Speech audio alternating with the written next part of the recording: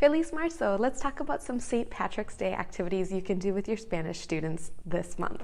And you may be wondering, why St. Patrick's Day in Spanish class? Like, that doesn't really seem like the two go together. Well, mostly because I'm a sucker for anything fun that will engage students, and I don't really have a problem with bringing in holidays that don't really have anything to do with Spanish, as long as we're still doing Spanish with the holiday. You know what I mean?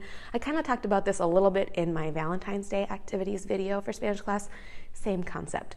If we're practicing Spanish and the students are engaged and having a good time, why not? In my part of the world at this time of year, everything is green, green, green, green for St. Patrick's Day. So I thought it would be kind of fun to talk about things you can do with your students in your classes. Let's get right into it. Hey, it's Ashley, aka Senorita Spanish, where I provide easy to use resources to save you time and energy while you're lesson planning. If you're new here, welcome. And if you're not new here, hey, welcome back.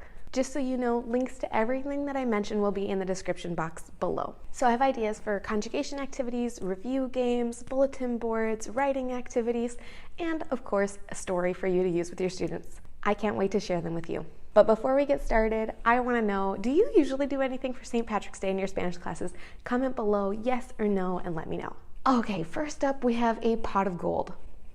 Sort of. The pots have infinitives on them, and then the little gold coins all have subject pronouns, so students conjugate the verbs on the coins, and then if you want to, you can have them color and then hang them up as decoration in your room.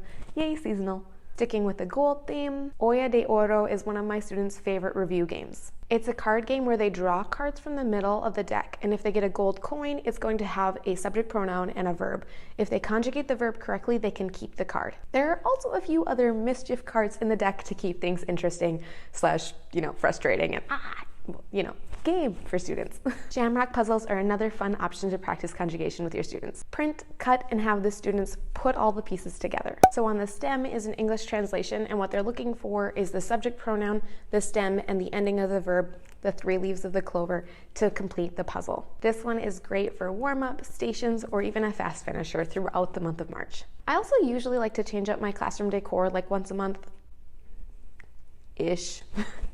Sometimes things get away from me. And I have a good one for this time of year. It's a student writing and reflection sheet to help them think about their goals for the month and what they can do to accomplish them. As they finish, they write and decorate a shamrock, cut it out, and then it goes on a bulletin board with these big letters to make a display that is, a little bit of a reminder for them about working hard and focusing on what they want to achieve.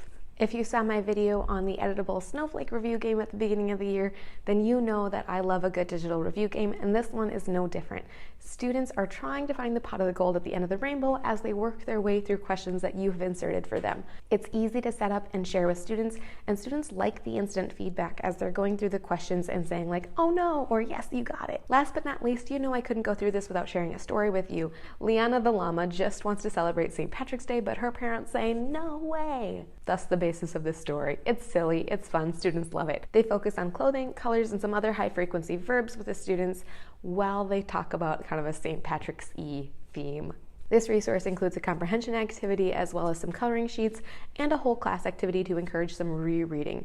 There's a printable version or a digital version just so you can pick what works best for your students, and it's also a pretty good option to just have on hand for a quick subplan just in case you need it in the month of March. I hope these ideas are helpful for you. If you want to grab anything pre-made to save you some time, I'll make sure to link everything in the description box below. Let me know if you have any questions or just head right down there to check them out. Thanks so much for watching. I hope this video was helpful for you. Make sure you give it a thumbs up if you liked it, click subscribe, and ring that bell to let YouTube know that you want to see more videos like this. And if you're looking for more videos for March, you might like my video right here on Women's History Month, which is, March.